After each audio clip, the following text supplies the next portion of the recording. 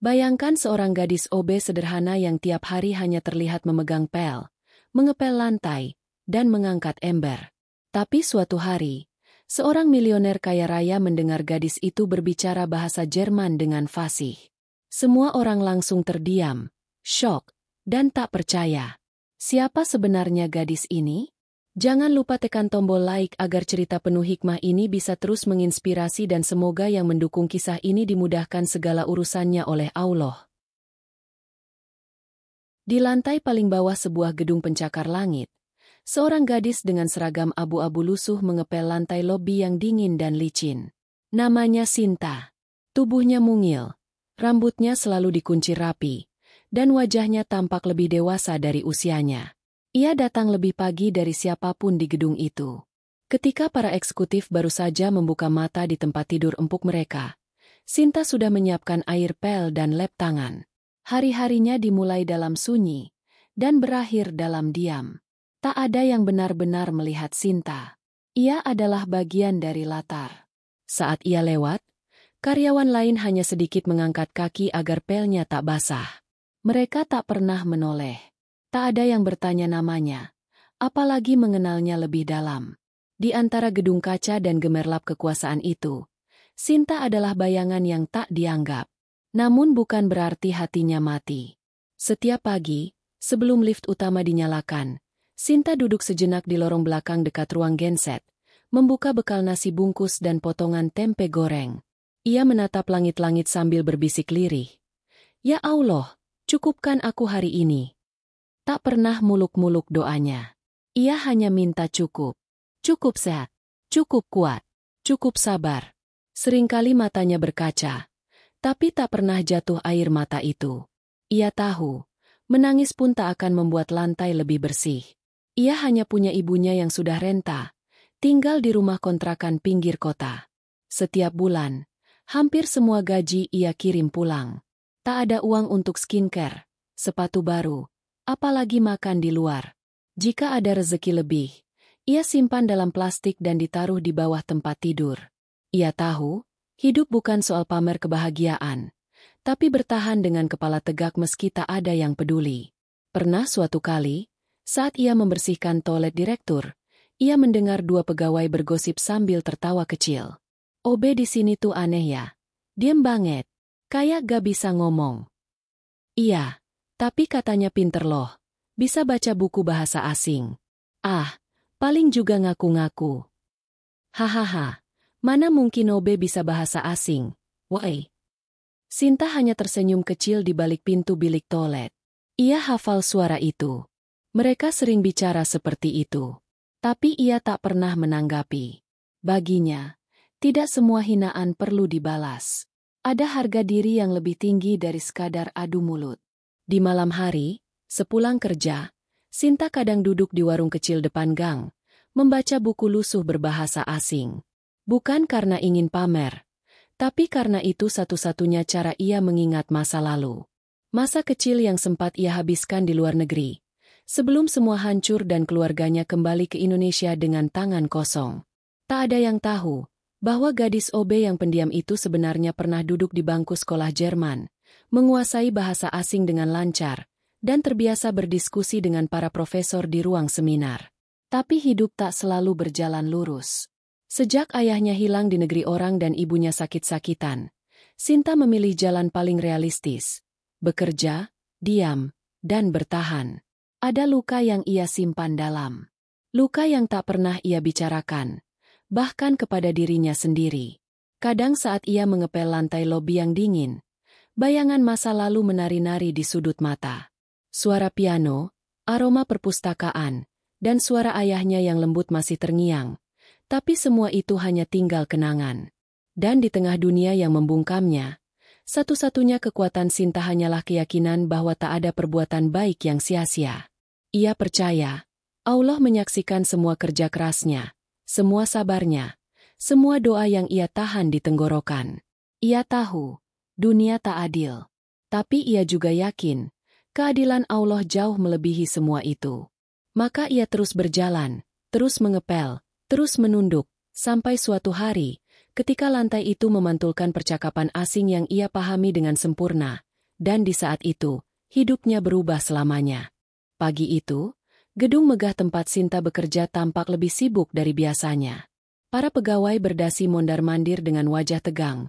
Rambut disisir rapi, parfum mahal menyebar di sepanjang lorong, dan suara sepatu menggetarkan lantai marmer.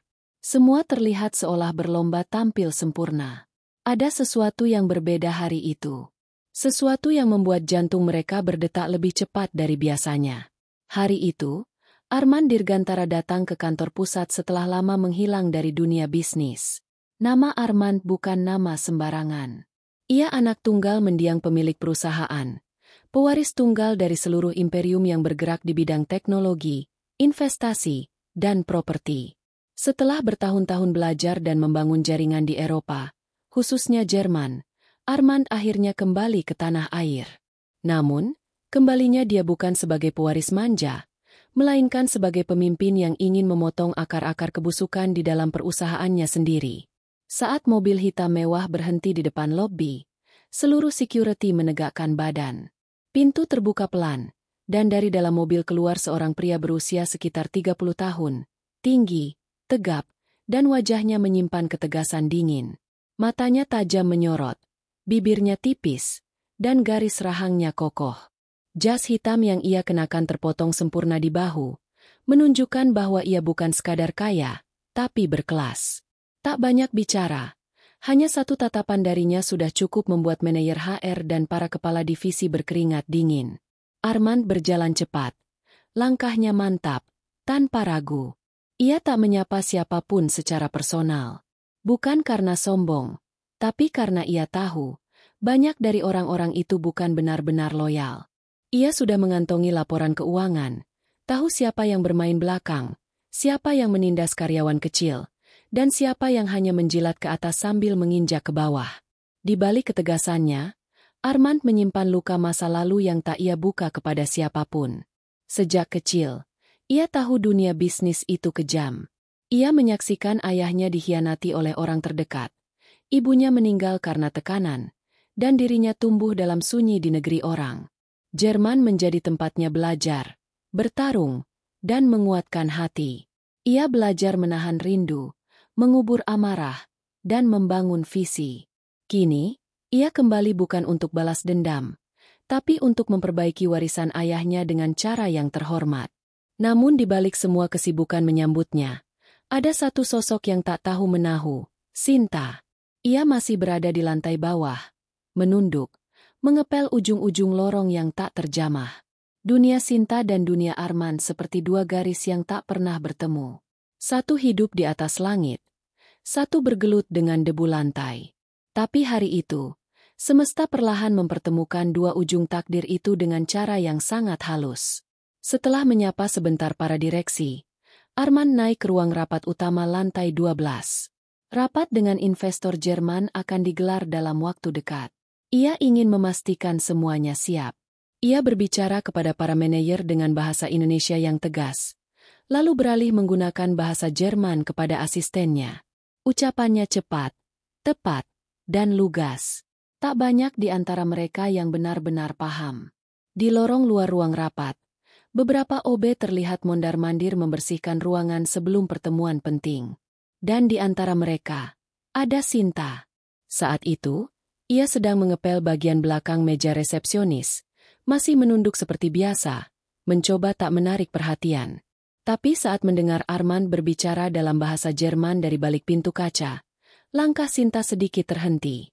Sekilas, ucapannya mengingatkan dia pada masa lalu, masa saat ia masih duduk di kelas dengan buku berbahasa Jerman, mendengar ayahnya mengajarkan istilah-istilah teknis, dan hidup tanpa rasa takut. Ia tak sadar, tangan kirinya sedikit gemetar memegang gagang pel. Ia menelan ludah, lalu menunduk lebih dalam, memaksa pikirannya kembali fokus. Sementara itu, di dalam ruang rapat, suasana tegang masih mengisi udara. Armand membuka laptopnya dan mulai mencocokkan data dengan laporan keuangan. Ia tampak dingin, tapi pikirannya tajam dan tak mudah ditipu. Beberapa manajer mulai merasa terancam. Mereka tahu, Armand bukan anak muda biasa. Ia pernah ditolak dari perusahaan milik ayahnya sendiri, dan kini kembali dengan kendali penuh. Banyak dari mereka berharap Armand hanya simbol, tak ikut campur langsung. Tapi kenyataan berbicara sebaliknya. Armand mengacak sistem dari dalam. Satu persatu mulai ia telanjangi. Sore menjelang, namun suasana gedung tak reda. Semua dalam mode siaga. Para karyawan bahkan membatalkan rencana pulang cepat. Mereka ingin tahu bagaimana hari pertama Armand. Apakah ada yang langsung dipecat? Apakah ada yang dimutasi? Semuanya berdebar, dan tak sadar bahwa di tengah ketegangan itu, seorang gadis OB yang dianggap tak penting, justru menyimpan sesuatu yang akan mengguncang seluruh lantai gedung ini. Dan saat semua mata tertuju pada ruang rapat, satu percakapan kecil dalam bahasa Jerman keluar dari mulut Armand dan dibalas secara refleks oleh suara lembut dari luar ruangan. Seketika, waktu terasa membeku. Suara itu berasal dari lorong. Dari balik meja resepsionis. Dari seorang gadis dengan tangan penuh cairan pel. Yang tak seharusnya tahu satu patah kata pun dalam bahasa Jerman. Detik itu seperti melambat.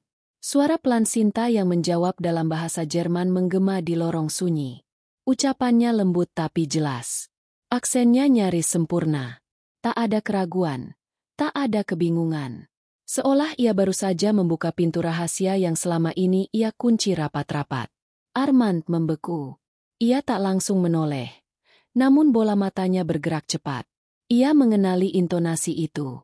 Bukan bahasa Jerman hasil belajar dari YouTube atau aplikasi. Tapi bahasa Jerman yang hidup, yang hanya bisa dilafalkan oleh seseorang yang pernah tinggal dan tumbuh bersama bahasa itu. Tubuhnya sedikit maju. Lalu ia berdiri perlahan. Meninggalkan laptopnya di meja rapat.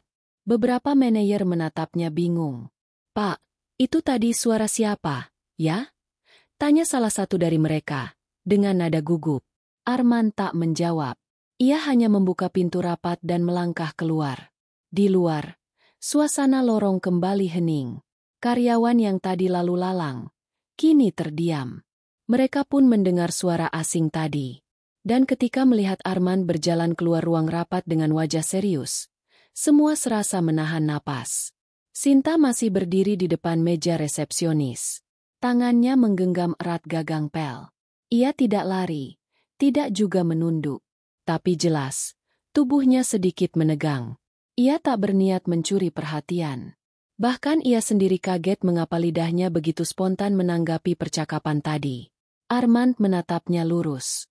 "Kamu mengerti bahasa Jerman?" Tanyanya, masih dalam bahasa itu. Perlahan, tapi penuh penekanan. Sinta menatap pria itu sejenak. Ia tak menjawab dengan gelagapan, tak juga berkilah. Bibirnya bergerak pelan. "Ich bin mit der Sprache aufgewachsen." Ucapnya tenang. "Saya tumbuh besar dengan bahasa itu." Lorong itu hening seketika. Beberapa karyawan yang kebetulan berada di sekitar lokasi hanya bisa saling pandang. Sebagian dari mereka tak mengerti arti kata-kata itu, tapi mereka tahu satu hal. OB di depan mereka bukan gadis biasa.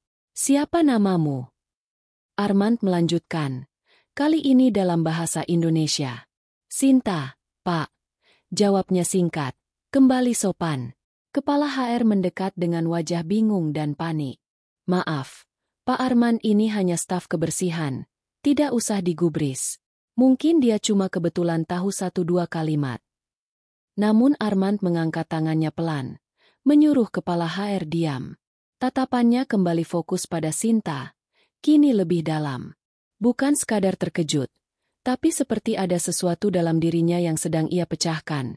Sebuah teka-teki yang perlahan menemukan potongan. "Kau kerja di sini sejak kapan?" "Sudah hampir 2 tahun, Pak." "Selama ini kau tak pernah bicara?" Sinta menunduk sesaat, lalu berkata pelan. "Tak ada yang bertanya, Pak." Kalimat itu menampar banyak telinga di lorong itu. Sederhana, tapi menghujam. Tak ada yang bertanya. Tak ada yang peduli. Dan hari ini, mereka semua baru menyadari bahwa di antara mereka, ada seseorang yang jauh lebih dari apa yang terlihat. Armand menghela napas, lalu berkata, "Ikuti saya sebentar." Sinta terdiam. Ia bingung harus bagaimana, namun akhirnya mengikuti pria itu masuk ke ruang rapat. Para manajer yang duduk di dalam ruang rapat sebelumnya kini berdiri, heran dan canggung. Mereka mengenali Sinta sebagai OB yang biasa membersihkan ruang pantry dan toilet. Tapi hari ini, gadis itu dipersilakan masuk ruangan elit, ruangan yang bahkan staf senior pun tak bisa sembarangan masuki. Armand menoleh ke arah salah satu manajer. Translator belum datang. Belum, Pak. Katanya masih macet di tol. Baik.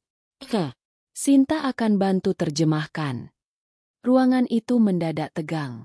Seorang manajer dengan nada ragu bertanya, Pak, maksudnya gadis OB ini? Sebelum Armand menjawab, Sinta berbicara dalam bahasa Jerman yang lancar. Selamat siang. Saya akan bantu menerjemahkan hingga translator resmi tiba. Mohon maaf jika ada kekurangan. Investor dari Jerman yang sudah menunggu pun tersenyum lebar. Salah satu dari mereka bahkan berkata, Ihre Aussprache ist sehr gut. Pengucapanmu sangat bagus. Percakapan pun dimulai. Dan saat Sinta berdiri di samping layar proyektor, menerjemahkan setiap kalimat dengan tenang, semua mata memandangnya seolah baru pertama kali melihatnya.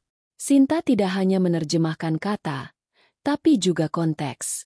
Ia bahkan sesekali membenarkan istilah teknis yang sebelumnya salah diketik dalam presentasi. Dalam waktu singkat, ia mengubah ruang rapat itu menjadi panggung pembuktian. Di luar ruangan, gosip mulai menyebar liar. OB bicara Jerman. OB masuk ruang rapat. OB duduk sejajar dengan direktur. Namun di tengah kekagetan semua orang, hanya Sinta yang tetap tenang. Dalam dadanya, degup jantung memang bergetar. Tapi ia tahu, hari ini bukan kebetulan. Ada jalan yang Allah bukakan tanpa ia duga. Ia tak berniat menonjolkan diri. Tapi saat kesempatan datang dengan sendirinya, ia tak akan menolaknya. Bukan karena ingin dipuji, tapi karena ada kebenaran yang terlalu lama ia sembunyikan. Ruang rapat perlahan lengang. Investor telah meninggalkan gedung dengan wajah puas. Bahkan salah satunya sempat menyampaikan bahwa pertemuan tadi adalah salah satu yang paling menenangkan. Karena bahasa tidak lagi menjadi penghalang komunikasi. Namun bagi para karyawan yang menyaksikan dari balik kaca, pertanyaan yang tertinggal justru semakin mengganggu. Siapa sebenarnya gadis OB itu? Sinta berdiri sejenak di depan pintu ruang rapat, hendak pamit kembali ke tugas utamanya. Tangannya masih menggenggam pel, meski ia tadi berdiri sebagai penerjemah. Tapi sebelum sempat berbalik, suara Armand menghentikannya.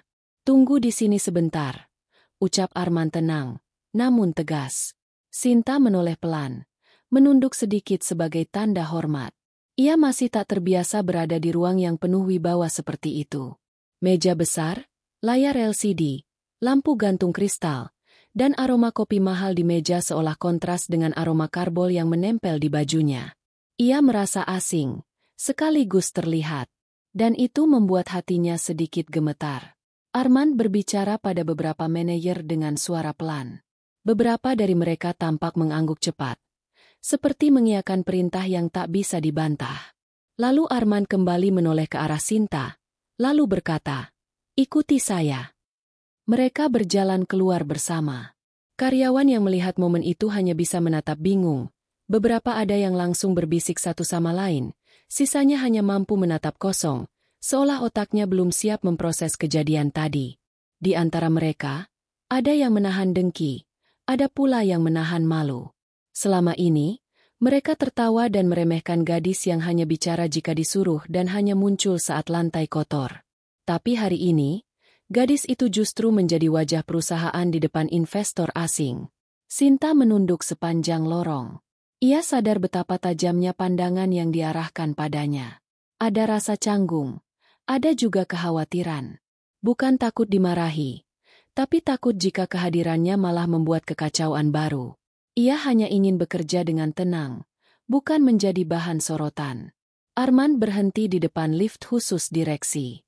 Tanpa berkata apa-apa, ia memencet tombol dan mempersilakan Sinta masuk terlebih dahulu. Sinta sempat ragu, namun akhirnya melangkah perlahan. Lift bergerak naik, dan suasana di dalamnya sunyi. Hanya suara mesin lift yang mengisi udara. Beberapa detik kemudian, Armand bicara, Tapi kali ini suaranya lebih pelan. Kau belajar bahasa Jerman di mana? Sinta menarik napas sejenak. Saya tinggal di Jerman waktu kecil, Pak. Ayah saya mengajar di salah satu universitas di sana. Armand melirik ke arahnya. Nama ayahmu siapa? Sinta diam sejenak. Matanya menatap ke lantai lift. Martin Schneider. Tapi beliau sudah lama menghilang, sejak saya umur 9 tahun. Kami pulang ke Indonesia hanya berdua, saya dan ibu. Armand menoleh penuh. Wajahnya berubah. Namun sebelum sempat berkata lebih jauh, lift sudah berbunyi pelan dan pintu terbuka. Mereka masuk ke ruangan pribadi Armand. Ruangan itu luas. Dinding kaca memantulkan cahaya kota Jakarta. Dan di dalamnya hanya ada satu meja besar, rak buku berisi dokumen, dan satu sofa panjang. Armand menyilakan Sinta duduk. Tapi gadis itu hanya berdiri di ujung ruangan. Saya lebih nyaman berdiri, Pak. Armand tak memaksa. Ia hanya berjalan ke balik mejanya, membuka salah satu laci, lalu menarik map biru. Ia meletakkannya di atas meja, tapi belum membuka. Aku pernah dengar nama itu. Martin Schneider. Ucapnya pelan. Dulu dia pernah bantu perusahaan ayahku di masa transisi kerjasama teknologi dengan Eropa. Tapi setelah itu, dia seperti menghilang. Sinta tak menjawab. Ia tahu betul cerita itu. Ia menyaksikan sendiri bagaimana ayahnya difitnah oleh rekan kerja, dicoret dari kontrak, lalu mendadak hilang dalam perjalanan dinas ke Turki. Ibunya hancur. Mereka pulang ke Indonesia tanpa uang, tanpa dukungan. Hanya menyisakan nama belakang yang berat untuk ditanggung di tengah kemiskinan. Saya nggak pernah bicara soal masa lalu itu, Pak. Ucap Sinta pelan. Bukan karena malu. Tapi karena saya nggak ingin hidup dari belas kasihan atau dilihat beda. Armand menatapnya lekat. Tak ada senyum. Tapi ada rasa hormat yang mulai tumbuh di sorot matanya. Kau tetap jadi OB selama 2 tahun dan menyembunyikan semua itu? Tanyanya. Sinta mengangguk pelan. Saya hanya ingin bekerja. Menghidupi ibu saya. Dan menjaga agar hati saya nggak tinggi. Kalimat itu membuat ruang itu kembali sunyi. Armand menutup map biru di depannya, lalu berkata, "Kau orang yang sangat langka, Sinta. Dunia terlalu sering tertipu oleh penampilan. Tapi kau membuktikan bahwa harga diri bukan ditentukan dari baju yang dipakai." Sinta hanya diam. Tapi air matanya mulai menggenang. Meski ia tahan mati-matian. "Boleh saya kembali ke bawah, Pak?" Ucapnya pelan. "Lantai belum selesai saya pel." Armand mengangguk. "Silakan. Tapi mulai besok, tugasku untukmu berbeda." Sinta menunduk hormat, lalu melangkah pergi. Tapi sebelum pintu tertutup, Armand memanggil sekali lagi. "Terima kasih, sudah menunjukkan pada kami arti kesederhanaan yang sesungguhnya." Sinta tersenyum tipis, lalu berjalan keluar. Sejak hari itu, suasana kantor tak lagi seperti biasa. Sebuah perubahan yang sebelumnya dianggap mustahil, kini menggerogoti sudut-sudut ruangan. Nama, Sinta, yang dulu nyaris tak pernah disebut, kini menjadi buah bibir di setiap sudut pantry, lorong, bahkan grup WhatsApp internal yang biasanya hanya berisi laporan lembur dan absen sidik jari. "Lo lihat nggak tadi siang? OB itu nerjemahin bahasa Jerman. Lancar banget." "Masa sih? Jangan-jangan dia pura-pura jadi OB buat mata-matain kita." "Gue curiga deh. Mana ada OB bisa ngomong kayak dosen luar negeri." Kalimat-kalimat itu menyebar seperti api menyambar dedaunan kering. Tak butuh waktu lama, wajah-wajah yang dulu tak pernah menoleh kini mulai melirik diam-diam saat Sinta lewat. Ada yang kagum. Ada yang sinis. Ada pula yang merasa terancam. Beberapa staf yang merasa tinggi, mulai menunjukkan raut tak nyaman. Terutama mereka yang sebelumnya bersikap kasar pada Sinta. Seperti Leni, sekretaris HRD yang sering menyuruh Sinta bolak-balik tanpa kata terima kasih. Kini mendadak menjadi lebih manis. Tapi senyumnya seperti plastik, mengkilap di luar, kosong di dalam. Sinta, kamu pasti capek ya tadi bantuin Pak Arman. Hebat loh kamu." Ucap Leni dengan nada ceria dibuat-buat. Sinta hanya tersenyum sopan. Alhamdulillah, nggak apa-apa, Mbak. Padahal baru seminggu sebelumnya, Leni pernah menyuruh Sinta membersihkan toilet tamu sambil membuang pandangan jijik karena sandal OB Sinta basah sedikit di lantai. Sementara itu, bagian resepsionis mulai membicarakan hal-hal yang lebih tajam. Ada yang bilang dia anak orang kaya dulu, tapi jatuh miskin karena ditinggal ayahnya. Ah, jangan-jangan dia cuma numpang nama aja. Mana buktinya coba?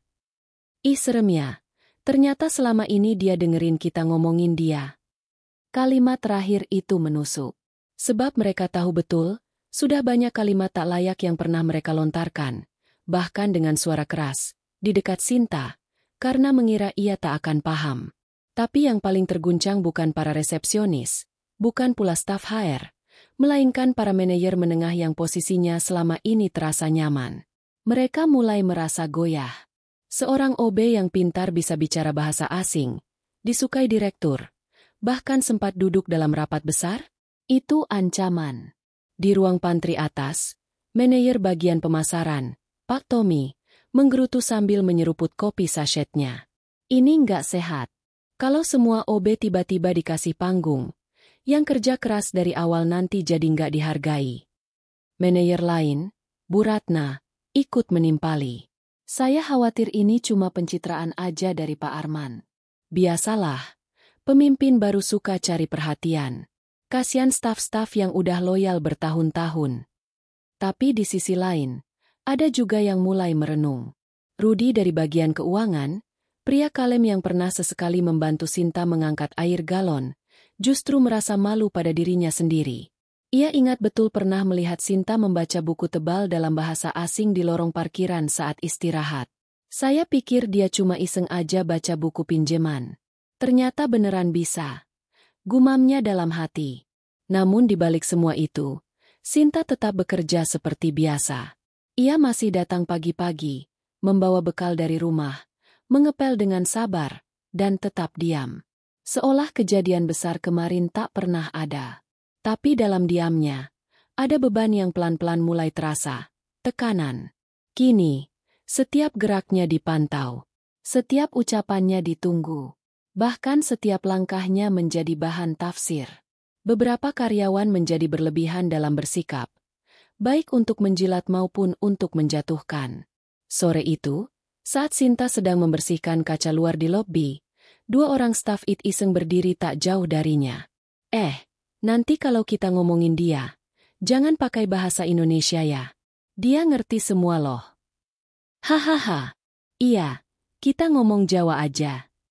Sinta mendengarnya, tapi ia hanya menunduk, mengelap kaca dengan gerakan yang lebih tenang.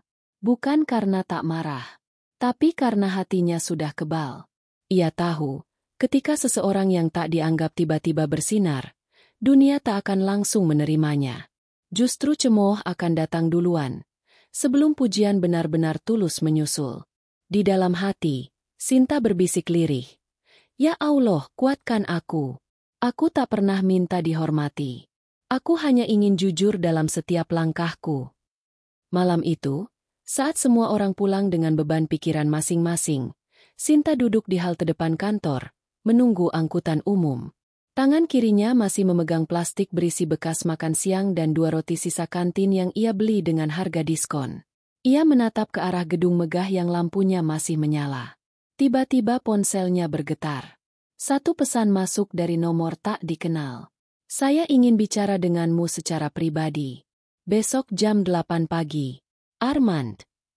Sinta memandang layar ponsel itu lama. Tidak ada emoji. Tidak ada basa-basi. Tapi isi pesannya cukup membuat jantungnya berdetak 2 kali lebih cepat. Ia belum tahu apa maksud pertemuan itu. Tapi ia tahu satu hal. Apapun yang terjadi nanti, ia akan tetap menjadi Sinta yang sama. Gadis yang percaya bahwa jika kita menjaga hati kita untuk tetap lurus di hadapan Allah, maka langkah kaki kita tak akan pernah sia-sia. Pagi itu, langkah kaki Sinta terasa lebih berat dari biasanya. Matahari belum tinggi, langit Jakarta masih pucat tertutup kabut polusi, dan udara di depan gedung perkantoran terasa dingin meski mentari sudah mulai menyentuh kaca-kaca. Tapi bukan cuaca yang membuat langkahnya pelan, melainkan perasaan bahwa setiap sudut kantor kini seperti punya mata. Begitu ia melangkah masuk melewati pintu utama, beberapa pasang mata langsung menoleh. Bukan sekadar menoleh karena sopan, tapi menatap dengan sorot berbeda. Ada yang tajam, ada yang curiga, ada yang menyelidik, dan ada pula yang menyimpan iri yang kental. Sinta membungkukkan badan seperti biasa, menyapa resepsionis dengan anggukan sopan. Tapi senyum mereka kini terasa kaku. Senyum yang dipaksakan hanya agar tidak disebut membenci. Di lantai 2, gosip telah membumbung tinggi bahkan sebelum aroma kopi memenuhi pantry. Lo percaya nggak sih dia OB beneran? Bisik Karina dari bagian admin sambil menuang kopi ke gelas plastik. Ngaku-ngaku aja kali. Mana ada OB yang bisa bahasa Jerman? Jangan-jangan dia anaknya orang dalam. Mungkin anak Pak Arman kali. Celetuk Rika dengan nada ketus. Ah, kalau anak orang dalam masa nyuci toilet, paling dia lagi nyamar. Pengen viral kayak film-film. Kalimat demi kalimat bergulir tanpa henti. Dari rasa penasaran berubah menjadi asumsi. Dari asumsi menjelma jadi fitnah.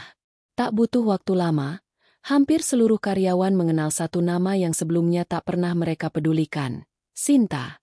Tapi bukan karena kagum, melainkan karena tak bisa menerima kenyataan bahwa seseorang yang mereka anggap paling bawah bisa berdiri sejajar dengan mereka dalam waktu semalam.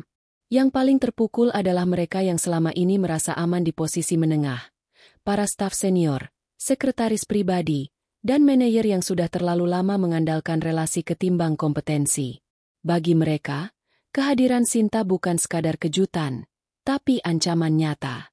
Di ruang rapat kecil lantai 6, 3 manajer berkumpul tanpa sepengetahuan atasannya. Suara mereka pelan, tapi nadanya tajam dan penuh niat. Kalau anak Kobe itu beneran pintar, kenapa nggak daftar jadi staf biasa? Kenapa mesti nyamar? Dia bukan nyamar. Dia diam. Itu beda. Justru itu yang bahaya. Orang kayak dia bisa pelan-pelan ambil posisi. Kita harus hati-hati. Kalau dia deket sama Pak Armand, habis semua yang nggak punya prestasi. Tak ada yang berkata langsung, mari kita jatuhkan dia. Tapi dari sorot mata dan nada bicara, jelas bahwa rencana-rencana kotor sedang disusun dalam senyap. Sinta sendiri tidak tahu bahwa sejak pagi, namanya sudah disebut lebih dari 100 kali di ruang-ruang kantor. Ia tetap bekerja seperti biasa. Menyapu, mengepel, mengganti tisu, bahkan sempat membantu OB lain mengangkat galon air. Ia bersikap seolah semuanya berjalan normal. Tapi di dalam dadanya, ada perasaan tak nyaman yang semakin hari semakin menyesakan. Beberapa OB lain mulai menjaga jarak. Bukan karena benci, tapi takut. Mereka tahu, kalau terlalu dekat dengan orang yang sedang jadi pusat perhatian, mereka bisa ikut terseret dalam pusaran masalah. Dunia kerja terkadang lebih kejam dari pasar malam. Satu-satunya cara bertahan adalah dengan menyatu dalam kebisingan, bukan jadi pusat sorotan. Siang harinya, saat Sinta makan di bangku kecil belakang gedung, seorang OB perempuan bernama Buati duduk di sampingnya dengan wajah khawatir. Nduk, kamu hati-hati ya. Mending jaga omongan, jaga sikap. Aku dengar-dengar di atas lagi ramai ngebahas kamu. Bisiknya lirih. Sinta tersenyum kecut. Aku nggak macem-macem, Bu. Aku tahu. Tapi orang kantor tuh kadang nggak butuh alasan buat benci seseorang. Sinta menatap bekal makanannya. Nasi putih dengan tempe goreng dan sambal. Makanan yang sama seperti hari-hari biasanya. Tapi hari ini, rasanya hambar. Bukan karena lidahnya berubah, tapi karena dunia sekelilingnya tak lagi sama. Sore hari, saat ia melewati lorong menuju ruang cleaning storage, 2 orang staf accounting yang sedang menyalakan dispenser tiba-tiba diam begitu melihatnya lewat. Salah satunya berkata dengan nada mengejek, cukup keras untuk didengar. Kalau semua OB bisa bahasa Jerman, kita semua mending resign aja. Yang lain tertawa, dan mereka sengaja tidak menyembunyikan nada sinis di balik candaannya. Sinta menunduk, tapi langkahnya tetap tegap. Ia tahu, harga dirinya tak boleh runtuh hanya karena cemoohan. Ia sudah cukup kenyang dengan kata-kata yang menjatuhkan. Tapi kali ini berbeda. Yang menjatuhkannya bukan orang asing di jalan, melainkan rekan kerja yang tiap hari berpapasan, yang seharusnya bisa bersikap lebih bijak. Malam harinya, di kamar sempit kontrakan, Sinta menatap foto ibunya yang diselipkan di cermin kecil. Foto itu sudah mulai pudar, tapi senyum ibunya masih terlihat hangat. Ia teringat pesan sang ibu saat pertama kali Sinta diterima kerja. Kalau kamu rendah hati, orang mungkin tidak akan langsung memuliakanmu, tapi Allah akan meninggikan derajatmu saat waktunya tiba. Air mata mengalir diam-diam. Bukan karena sedih, tapi karena rindu, dan karena terlalu banyak menahan luka yang tak bisa dibagi kepada siapapun. Pagi itu, suasana kantor seperti biasa. Sibuk, riuh, dan pura-pura tidak tahu apa-apa. Tapi di balik kesibukan itu, banyak kepala sibuk menebak-nebak siapa sebenarnya gadis bernama Sinta.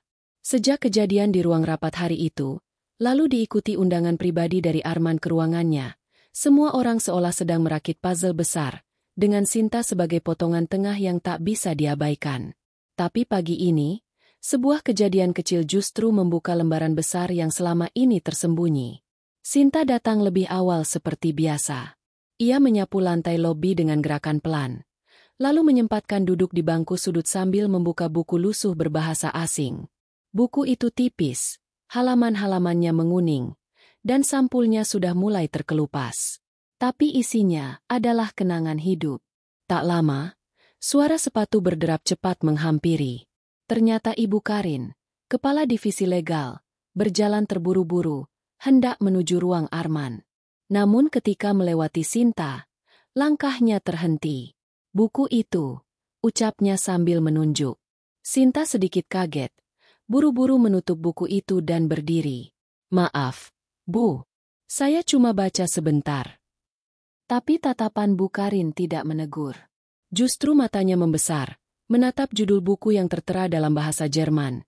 Kinderzwischen zwei Welten. Anak-anak di antara dua dunia. Kamu dapat dari mana buku itu? Tanyanya pelan.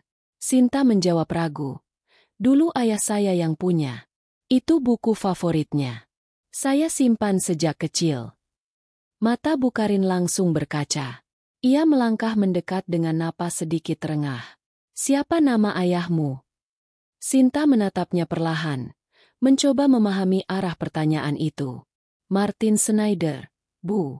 Dulu beliau tinggal di Jerman, seorang dosen. Tapi beliau hilang saat saya umur 9 tahun. Detik itu, tangan Bu Karin langsung menutup mulutnya. Air matanya jatuh begitu saja tanpa aba-aba. Ia terduduk di kursi terdekat. Tubuhnya bergetar pelan. Beberapa staf mulai memperhatikan dari kejauhan. Tapi tak ada yang berani mendekat. Astagfirullah.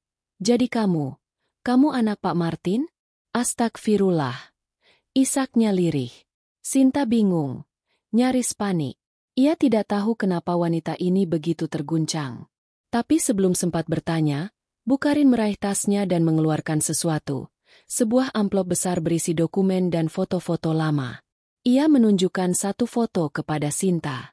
Itu adalah foto ayahnya, Martin Schneider. Sedang berdiri bersama beberapa pria Indonesia di depan sebuah gedung tua yang tak asing. Gedung yang kini menjadi kantor tempat ia bekerja. Dulu aku sekretaris ayahmu. Aku yang bantu menerjemahkan surat-surat bisnis antara Jerman dan pihak lokal. Aku masih muda waktu itu, kata Bu Karin lirih. Sinta tak bisa berkata-kata. Waktu ayahmu difitnah soal dokumen kerjasama, aku takut. Aku tak berani bantu. Aku diam. Dan saat dia tiba-tiba hilang, semua orang membungkam. Aku salah, Sinta. Aku salah besar. Sinta menunduk. Buku yang tadi ia peluk kini jatuh ke lantai. Hatinya seperti diaduk-aduk. Semua luka lama yang ia kubur kini mulai terbuka lagi, tapi bukan dengan marah, melainkan dengan rasa sesak yang tak bisa dijelaskan. Ayahmu orang baik, terlalu baik. Dan karena itu, dia dimakan oleh orang-orang rakus. Ucap Bu Karin dengan mata kosong. Di lorong seberang, tanpa disadari, Armand berdiri. Ia melihat dari jauh, lalu perlahan melangkah mendekat.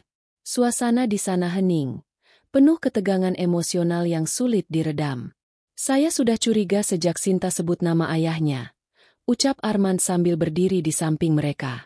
Dan sekarang semuanya mulai masuk akal. Ia lalu mengeluarkan satu dokumen dari map yang dibawanya. Sebuah salinan arsip lama, dokumen perjanjian kerjasama teknologi antara perusahaan ayah Armand dan profesor dari Jerman. Di sana, nama Martin Schneider tertulis jelas sebagai pihak penanggung jawab utama. Dan kamu tahu, Sinta, di dokumen itu, nama ahli waris juga tercantum. Nama kamu. Kamu satu-satunya anak sah Martin Schneider yang memiliki hak penuh atas paten teknologi lama yang masih digunakan perusahaan ini hingga hari ini. Sinta terduduk. Napasnya tercekat. Dunia berputar lebih cepat dari yang bisa ia ikuti. Ia hanya ingin bekerja, hidup tenang, dan membahagiakan ibunya. Tapi kenyataan kini menghempasnya dari segala arah. Orang-orang mulai berkumpul di lorong.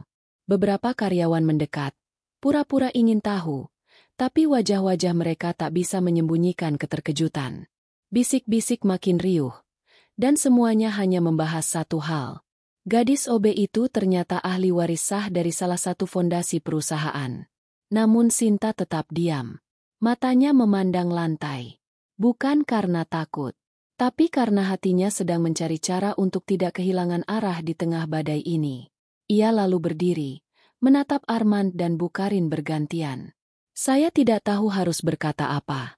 Saya cuma ingin tetap seperti kemarin. Saya tetap Sinta. Biarpun darah saya dari luar negeri, hati saya tetap di sini. Di tanah ini, di tempat saya dan ibu saya pernah bertahan hidup. Kalimat itu membuat semua yang mendengar terdiam. Tak ada yang bisa menyangkal ketulusan dalam ucapannya. Dan di tengah gemuruh cerita yang mulai merebak, satu hal kini menjadi jelas. Sinta bukan lagi bayangan di sudut lantai. Ia adalah cahaya yang terlalu lama disembunyikan, dan kini mulai menerangi sisi-sisi gelap yang selama ini tak ingin disentuh siapapun. Sejak siang itu, seluruh lantai kantor seperti ladang ranjau yang setiap detiknya bisa meledak kapan saja. Identitas Sinta sebagai putri dari Martin Schneider, tokoh kunci kerjasama internasional di masa lalu, telah menyebar luas. Bukan hanya di lantai gedung itu, tapi juga sampai ke grup-grup walintas divisi, bahkan hingga ke kantor cabang yang tak pernah tahu siapa itu Sinta selain sebagai petugas kebersihan biasa. Orang-orang tak bisa lagi membungkus rasa iri dan panik mereka. Dari luar, mereka pura-pura tidak peduli. Tapi dari dalam, sebagian mulai menyusun tameng.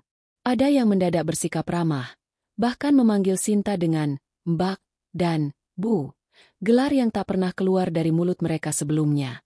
Namun tak sedikit pula yang menyeringai dalam diam, berbisik di belakang pintu pantry, dan membuat narasi sendiri demi menjaga posisi. Kita ini sudah kerja bertahun-tahun. Yang tiba-tiba muncul malah OB yang dianggap ahli waris. Gila nggak tuh? Ini bahaya.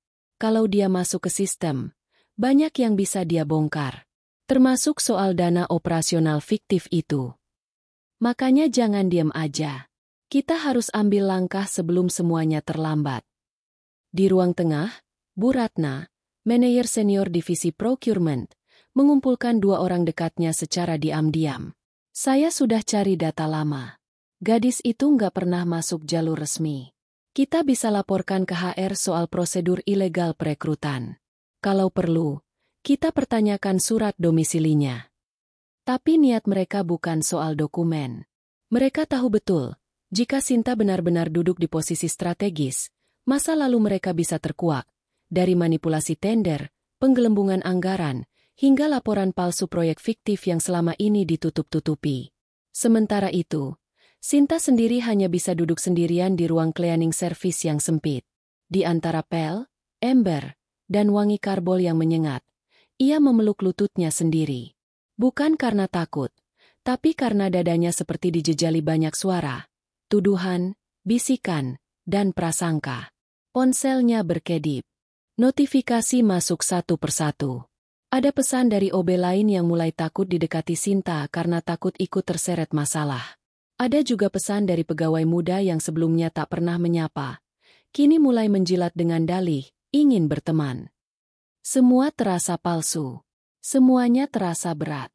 Di sore yang sama, saat semua pegawai bersiap pulang, Arman berdiri di depan jendela ruangannya, menatap keluar dengan wajah penuh pertimbangan. Ia tahu, langkah berikutnya tak bisa sembarangan. Sejak awal, ia sudah merasakan bahwa Sinta bukan gadis biasa. Tapi kenyataan bahwa dia adalah anak dari Martin Schneider, tokoh yang pernah menyelamatkan perusahaan di masa lalu, membuat segalanya menjadi lebih dalam dari dugaan.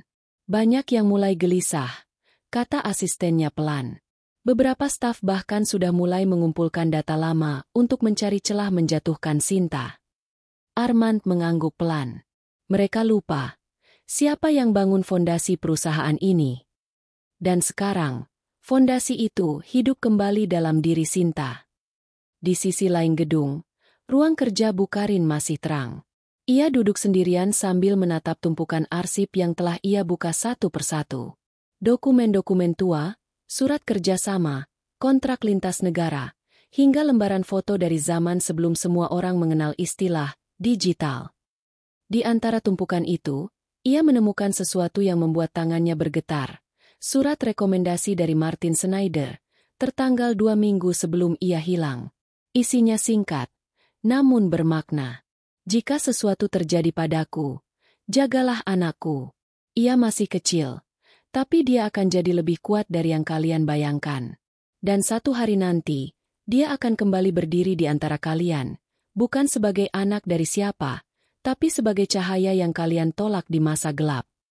Bukarin meneteskan air mata. Maafkan aku, Pak Martin. Aku terlalu pengecut dulu. Tapi kali ini, aku akan berdiri untuk anakmu. Sementara itu, di musala kecil lantai dasar, Sinta duduk lama setelah sholat maghrib. Wajahnya sembab, tapi tatapannya mulai kembali tenang. Ia tahu, badai sedang mengelilinginya. Tapi di tengah badai itu, hanya satu tempat yang ia pegang, sujudnya. Ya Allah, bisiknya dalam hati. Kalau semua ini ujian untuk menguji keikhlasan, jangan biarkan aku goyah. Kalau semua ini cobaan karena engkau ingin angkat derajatku, maka kuatkan pundakku untuk tidak sombong dan tetap melangkah lurus. Air matanya jatuh lagi. Tapi kali ini bukan karena takut, melainkan karena rasa berserah. Ia tak meminta dimuliakan. Ia hanya ingin kebenaran bisa hidup tanpa harus diseret oleh kebencian. Namun di luar sana, banyak yang tak siap menghadapi kenyataan. Mereka tidak takut pada Sinta karena dia berbahaya. Mereka takut karena kebenaran yang dibawanya terlalu terang untuk disembunyikan. Pagi itu, suasana kantor mencekam sejak pukul 8. Biasanya, jam-jam awal dihiasi suara ketikan keyboard, sapaan basa-basi, atau aroma kopi sachet dari pantry. Tapi hari ini, semuanya sunyi. Orang-orang berjalan cepat namun tak saling menyapa. Kepala HRD keluar masuk ruang direksi, dan wajah-wajah manajer senior tegang seperti hendak menuju meja eksekusi. Arman telah menjadwalkan rapat besar mendadak di ruang utama lantai 12. Undangan dikirim hanya 2 jam sebelumnya. Tak ada rincian, tak ada agenda resmi.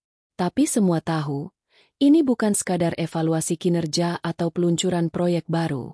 Ini tentang Sinta. Dan ini tentang kebenaran yang selama ini disembunyikan. Beberapa manajer, terutama yang terlibat dalam manipulasi keuangan dan permainan anggaran masa lalu, tampak gelisah. Mereka tidak tahu seberapa jauh Arman telah menggali.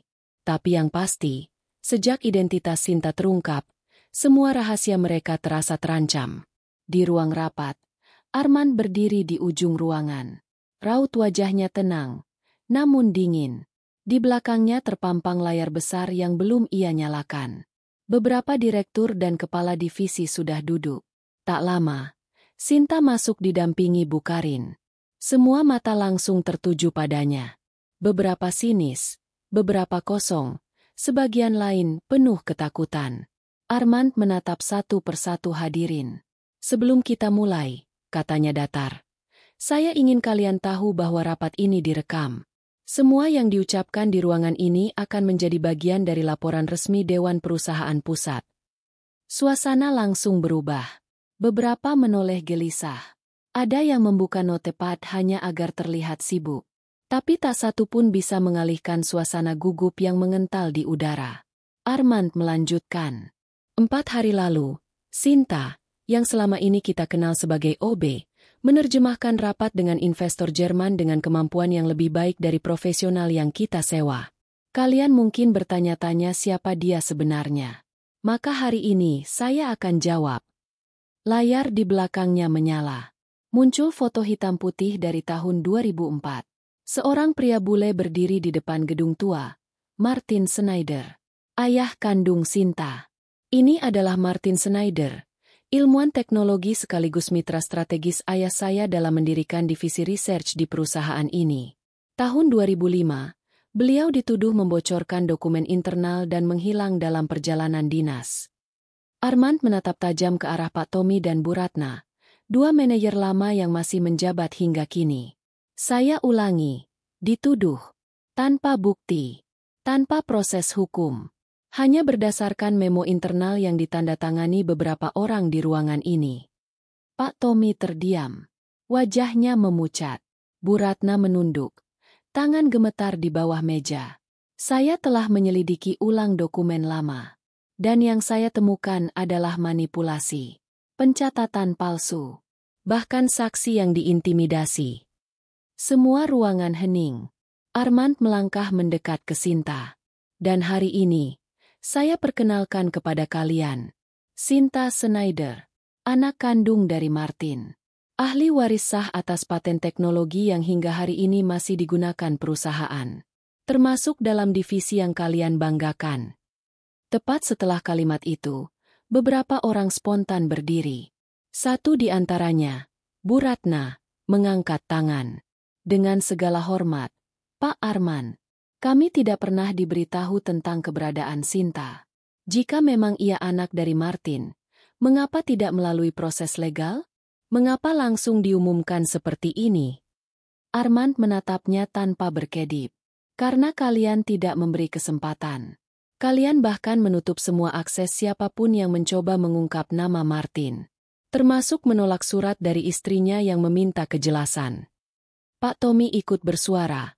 Lebih frontal. Pak Armand, perusahaan ini tidak dibangun dari belas kasihan. Apalagi dari sentimental pribadi. Kita harus profesional. Seorang OB tidak bisa tiba-tiba dipromosikan hanya karena punya garis keturunan. Armand tersenyum kecil. Tapi dingin. Lucu. Kalian bicara profesional. Padahal kalianlah yang membuat laporan keuangan fiktif selama 4 tahun terakhir. Ruangan langsung gempar. Armand menekan remote di tangannya. Layar menampilkan grafik, bukti email, dan transaksi mencurigakan. Semuanya mengarah ke beberapa nama di ruangan itu, termasuk Pak Tommy dan Bu Ratna. Aku bisa bawa ini ke ranah hukum. Tapi aku beri kalian pilihan, pengakuan terbuka dan pengunduran diri, atau aku bawa ke polisi. Bu Ratna gemetar. Pak Tommy mencoba menjawab, tapi suaranya tak keluar. Sinta yang sejak tadi diam, akhirnya bicara. Suaranya pelan tapi menggetarkan. Saya tidak datang untuk membalas. Saya hanya ingin nama ayah saya dibersihkan. Dan saya ingin bekerja dengan jujur, seperti saya bekerja sebagai OB selama 2 tahun ini, meski tak satu pun dari kalian menatap saya sebagai manusia. Air matanya mengalir. Tapi suaranya tetap kokoh. Jika hari ini saya diberi hak waris, saya tidak ingin digunakan untuk membalas. Saya ingin menggunakannya untuk menebus kebaikan yang ayah saya pernah berikan, yang kalian buang tanpa rasa hormat. Tak ada yang berani bicara. Beberapa mulai menangis. Beberapa menunduk dalam diam. Armand menutup laptopnya. Sinta akan mendapatkan hak warisnya. Dan mulai minggu depan, dia akan menjadi bagian dari Dewan Penasihat Strategis. Siapa yang tidak setuju, silakan keluar sekarang juga. Tak ada yang bergerak. Armand menoleh pada Sinta. Dan kamu, tetaplah seperti yang kamu mau. Kalau kamu masih ingin menyapu lantai, kami akan menunduk hormat. Tapi jika kamu mau berdiri di sini, kamu tidak perlu izin siapapun lagi. Sinta tak menjawab. Ia hanya menatap langit-langit ruangan, menahan air mata yang tak bisa dibendung. Bukan karena bahagia, Tapi karena kebenaran yang selama ini dipendam, akhirnya berdiri di tempat seharusnya, tanpa harus menginjak siapapun. Setelah rapat besar itu selesai, kantor terasa hening. Bukan hening karena tenang, tapi karena semua orang belum bisa mencerna perubahan yang baru saja terjadi. Seorang gadis OB, yang selama 2 tahun mereka anggap tak lebih dari tukang pel, hari ini berdiri sebagai pewaris sah, bahkan akan duduk di kursi penasihat strategis perusahaan. Sinta keluar dari ruang rapat dengan langkah pelan. Matanya masih sembab, tapi wajahnya tegak. Beberapa orang yang berpapasan menunduk, bukan karena hormat, tapi karena malu. Mereka yang dulu menertawakannya, kini tak mampu menatap matanya. Mereka tak tahu harus berkata apa, karena tak ada kalimat yang cukup pantas untuk menebus kata-kata kasar dan meremehkan selama ini. Sampai di lantai dasar, Sinta berhenti di dekat ruangan cleaning service. Ia memandangi pintu kecil itu dengan napas tertahan. Di dalamnya masih ada pel tua, lap bekas, dan keran air yang menetes dari pagi. Tempat itu adalah rumahnya selama ini. Tempat ia menenangkan diri, menangis diam-diam, dan memungut sisa-sisa harga diri yang jatuh karena ucapan orang lain. Tiba-tiba dari dalam, keluar Buati, OB senior yang selama ini seperti ibu kedua baginya. "Enduk," ucap Buati pelan. Sinta menatapnya dengan senyum tulus. Ia langsung memeluk wanita tua itu erat, seperti menyalurkan semua rasa syukurnya dalam diam. "Saya dengar semuanya dari anak magang. Kamu hebat, Sinta. Kamu sudah buktikan kalau orang kecil juga bisa punya cahaya besar." Lirih Buati dengan suara bergetar. Sinta memejamkan mata.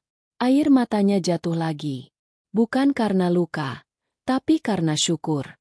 Beberapa saat kemudian, Arman turun dari lantai atas dan menghampiri mereka. Ia berdiri tak jauh, menunggu sampai pelukan itu selesai. Lalu dengan nada tenang, ia berkata, "Kita perlu bicara sebentar." Sinta mengangguk. Mereka pun berjalan berdua ke taman kecil di samping gedung. Tempat itu sepi, hanya suara angin dan daun gugur yang menemani. "Aku tahu ini semua terlalu cepat," kata Arman membuka pembicaraan. "Tapi kamu berhak atas posisi itu. Atas warisan ayahmu. Atas semua yang sempat dirampas darimu." Sinta tak langsung menjawab. Ia menunduk, memandangi kedua telapak tangannya. Lalu berkata pelan, "Aku nggak pernah berharap duduk di kursi besar, Mas Arman. Dari awal, aku cuma ingin membersihkan nama ayahku. Itu saja." Arman menatapnya dalam. "Lalu bagaimana dengan kursi penasihat? Kamu menolaknya?" Sinta mengangguk pelan. "Kalau aku duduk di sana, orang-orang akan bilang aku berhasil karena darahku. Karena garis keturunanku. Bukan karena kerja keras. Aku nggak mau semua nilai yang selama ini aku jaga hilang cuma karena aku menyerah pada status." Arman menarik napas panjang. "Kamu sadar nggak, Sinta? Kalau hari ini kamu bisa jadi simbol perubahan di tempat ini. Orang-orang kecil akan berani bermimpi kalau kamu tetap berdiri di sana." Sinta tersenyum. "Aku sadar. Tapi aku ingin berdiri bukan di atas panggung, melainkan di antara mereka. Aku ingin bantu dari bawah. Mengubah perlakuan orang-orang dari level terbawah. Karena aku pernah dihina, dijadikan bahan gosip, dan ditertawakan. Aku tahu sakitnya." Arman terdiam. Ia tahu, keputusan Sinta bukan karena takut, tapi justru karena keberanian terbesar, memilih jalan berat meski punya jalan mudah di hadapan. Sinta melanjutkan, "Tapi kalau Mas Arman mengizinkan, izinkan aku memimpin pelatihan etika dan moral di perusahaan ini. Bukan sebagai atasan, tapi sebagai teman. Teman untuk semua karyawan yang merasa kecil. Agar tidak ada lagi yang merasa tak dianggap seperti aku dulu." Arman tersenyum. "Kamu bahkan lebih dari penasihat. Kamu tulus. Dan itulah yang dibutuhkan perusahaan ini." Malam harinya, sebuah pengumuman resmi dikirimkan ke seluruh jajaran. Mulai bulan depan, Sinta Schneider akan memimpin program karakter dan budaya kerja yang berfokus pada etika, empati, dan penghargaan terhadap semua level karyawan. Keputusannya menolak jabatan strategis adalah kehendaknya pribadi, dan perusahaan sepenuhnya menghormati itu. Kabar itu langsung jadi perbincangan luas. Ada yang tak percaya, ada yang mengagumi. Tapi satu hal pasti, sejak hari itu, tak ada lagi yang berani menyebut OB dengan nada meremehkan. Beberapa hari kemudian, Sinta kembali berdiri di lorong kantor. Kali ini bukan membawa pel, tapi berdiri di depan puluhan pegawai dari berbagai divisi, memberikan pelatihan pertama soal rasa hormat dan kejujuran. Jangan lihat orang dari bajunya. Jangan nilai dari pekerjaannya. Karena Allah tidak menilai manusia dari statusnya, tapi dari hati dan niatnya. Ucapnya dengan suara penuh keyakinan. Semua ruangan hening. Tak ada yang menertawakan. Tak ada yang menguap. Bahkan beberapa pegawai yang dulu paling keras menggosipkannya, kini menunduk dengan mata basah. Dan hari itu, Sinta benar-benar berdiri di tempat yang seharusnya, bukan karena warisan, tapi karena ia menjaga hatinya tetap bersih. Bahkan saat lantainya paling kotor sekalipun.